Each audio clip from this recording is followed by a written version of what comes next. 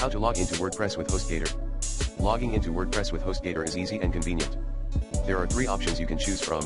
Option 1, via customer portal. This option is only available for new shared hosting customers who use the one-click method to create a new WordPress site. You can log into your WordPress dashboard from your HostGator customer portal by clicking on Websites Edit Site.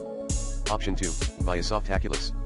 This option is available for customers who use Softaculous to install WordPress. You can log into your WordPress dashboard from your HostGator cPanel by clicking on Software Softaculous Apps Installer Installations Admin. Option 3, via WP Admin. This option is available for all WordPress users.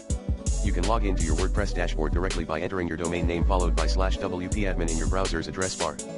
For example, www.yourwebsite.com/wp-admin. You will need your WordPress username and password to log in.